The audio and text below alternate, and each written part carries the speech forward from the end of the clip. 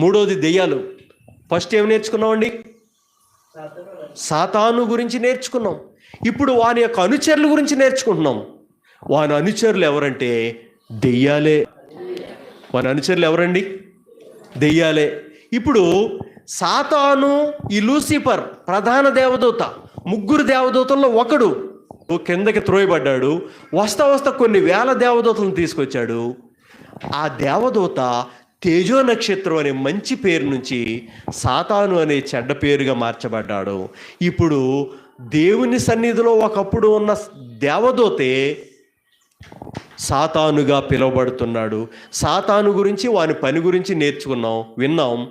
వాడిని ఎలా జయించాలో కొన్ని విషయాలు నేర్చుకున్నాం. ఇప్పుడు వాని అనుచరులు దెయ్యాలు. వాని అనుచరులు ఎవరండి? దెయ్యాలు. అంటే ఆ యొక్క లూసిఫర్తో త్రోయబడిన కొన్ని వేల దూతల సైన్యమే దెయ్యాలు. ఇప్పుడు దెయ్యాల గురించి కొన్ని విషయాలు విశ్వాసులుగా కంపల్సరీ మనకు అవగాహన ఉండాలండి. చూడండి, ఇప్పుడు సాతాను ఎవరు? దేవుని సన్నిధిలో నుండి త్రోయబడిన ప్రధాన దేవదూతలలో ఒకడు. ఇప్పుడు వాని అనుచరులు దెయ్యాలు. ఈ దెయ్యాలు ఎవరు? వాడితో పాటు వచ్చిన సమూహమే దెయ్యాలు. ఎవరండి? లేదు, వీటికి మరొక పేరు అపవిత్రాత్మ, దురాత్మ. ఏంటండి వీటి పేర్లు? అపవిత్రాత్మ, దురాత్మలుగా పిలువబడుతూ ఉన్నాయి. దెయ్యాల గురించి 7 విషయాలు నేర్పిస్తా. దెయ్యము ఎక్కడి నుంచి పుట్టింది? యెషయా గ్రంథం 14:12 పరలోకం నుండి ఆ తేజో నక్షత్రం, ఆ దైవ కుమారుడు, ఆ యొక్క దూత తోయబడి దెయ్యంగా మార్చబడ్డాడు. యెషయా 14:12 ప్రకారం. ఇది ఇందాక చదివించాను. ఇప్పుడు రెండోది, దెయ్యం యొక్క పనేంటి? దెయ్యం యొక్క పనేంటి? మార్కు సువార్త 9:22. ఇది చదవండి. మార్కు సువార్త 9:22. దెయ్యం పనేంటి? అది వానిని నాశనం చేయవలనని తరచుగా అగ్నిలోను నీళ్లలోనూ పాడద్రోయను. ఇప్పుడు దెయ్యం ఏం చేస్తుందంటే కుమారుణ్ణి నాశనం చేయాలని. దెయ్యం పనేంటండి? నాశనం చేయాలి. మార్కు సువార్త 9:22లో ఓ చిన్న బిడ్డను నాశనం చేయాలని చిన్నప్పటి నుంచి అగ్నిలోను నీళ్లలో నెట్టేస్తుందంట. అగ్నిలోకి వేస్తే కాలి చచ్చిపోతాడు, నీళ్లలో వేస్తే మునిగి చనిపోతాడు. ఈ రెండు చాలా ప్రమాదం. ఎంత అవసరమో ఈ రెండు, అంత ప్రమాదం. అందుకోసమే వాటిలోనికి వేసేస్తున్నాడంట. దెయ్యం యొక్క రెండో పని ఏంటంటే ఏం చేస్తాడంటండి? నాశనం చేస్తాడు. మూడోది, దెయ్యం యొక్క పని యోబు గ్రంథం 2:9. ఏం చేస్తాడు? ఆ మూడోది, ఎవరిని పట్టుకుంటాడు? ఎవరిని పట్టుకుంటాడు? 9 యోబు గ్రంథం 2:9. అతని భార్య వచ్చి నీవు ఇంకా యథార్థతను వదలక ఇందువా? దేవుని దూషించి. ఏంటంటే దేవుని దూషించి మరణము కమ్మను. దెయ్యం ఎవరిని పట్టుకుంటుందంటే బలహీనంగా ఉన్న వారిని పట్టుకుంటుంది. ఏ విషయంలో బలహీనత? నీకు వాక్యం తెలియకపోతే, నువ్వు ప్రార్థన చేయకపోతే, నువ్వు దేవుని సన్నిధిలో నిలవకపోతే, ప్రార్థనలో ఉండకపోతే దెయ్యం పట్టుకుంటుంది. యోబు భార్య, యోబు నీతిమంతుడు, దుష్టత్వం విడిచిపెట్టేసిన వాడు, ఆస్తులు పోయినా నిలకడగా ఉన్నాడండి. కానీ యోబు భార్యకి కొంత ఆశ ఉంది. డబ్బు కావాలి, ఇంకా బంగారం కావాలి, ఇంకా ఈ ఆశ ఉంది, ఈ బలహీనతలో ఉంది. అందుకోసం యోబు భార్యను పట్టుకుంది. ఇప్పుడు దెయ్యం ఎవరిని పట్టుకుంటుంది? ఆత్మీయతలో బలవంతులను పట్టుకుంటుందా? బలహీనలు పట్టుకుంటుందా? మనల్ని దెయ్యం పట్టుకోకుండా ఉండాలంటే ఏం చేయాలి? అపోస్తుల బోధ యందును, సహవాసమందును, రొట్టె విరుచుట యందును, ప్రార్థన చేయట యందును ఎడతెగక ఉండాలి. దేవునికి స్తోత్రం కలుగును గాక. ఇదివరకు ఎక్కువ దెయ్యాలు పట్టుకునేయండి. ఇప్పుడు సెల్ ఫోన్ పట్టుకుంటుంది, గంజాయి పట్టుకుంటుంది, మత్తు మందు పట్టుకుంటుంది. రకరకాలు పట్టేసి రకరకాల రూపాలండి. నువ్వు వాక్యంలో బలహీనంగా ఉంటే మనల్ని పట్టుకుంటాడు వాడు. ముందుకు వెళ్దాం. 4వ విషయం, మరి దెయ్యాలు పోవాలంటే విడుదల ఎలాగా? మత్తయి సువార్త 10వ అధ్యాయము 1-2 వచనాలు. 1వ వచనం, దెయ్యాలు పోవాలంటే 4వ విషయం,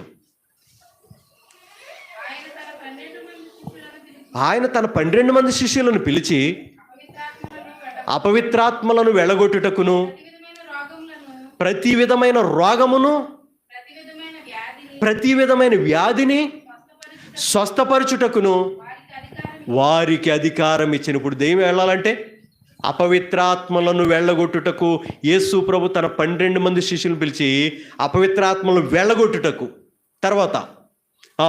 తర్వాత ప్రతి విధమైన వ్యాధిని రోగమును స్వస్థపరచుటకు అపోస్తులకు అధికారం ఇచ్చాడు. దేవునికి మహిమ కలుగును గాక. దేవుని సేవకులైన వారికి అధికారం ఇచ్చాడు. దేవుని స్తోత్రం కలుగును గాక.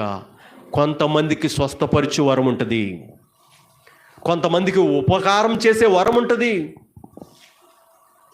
దేవుని వాక్యాన్ని జ్ఞాపకం చేసుకుంటే మరి దెయ్యం వెళ్ళగొట్టేది ఎలాగా? దెయ్యం పోవాలంటే కొంతమంది సేవకులు స్టేజ్ ఎక్కుతుంటే అక్కడ దెయ్యం విడిచిపోదు. దేవుని స్తోత్రం కలుగును గాక. ఏండి, ఇక్కడ సేవకుడు వచ్చేస్తుంటే అక్కడ విడిచిపోద్ది. దెయ్యాన్ని వెళ్ళగొట్టే విధానం ఏంటో చెప్పమంటారా? మోకరించి ప్రార్థన చేయటం. అక్కడ దెయ్యాన్ని వెళ్ళగొట్టినప్పుడు ఏం చేయాలండి? అందరూ మోకాళ్ళు వేయాలి. రక్షణ పొందిన ప్రతి ఒక్కరు ఉంటే అక్కడ మోకాళ్ళు వేసి ప్రార్థన చేయాలి. మనం భయపడుతున్నామంటే మనం వాక్యంలో తక్కువగా ఉన్నట్టు. విశ్వాసులకు కూడా దెయ్యాన్ని వెళ్ళగొట్టే అధికారం ఉంది. మీకు కూడా ఉంది.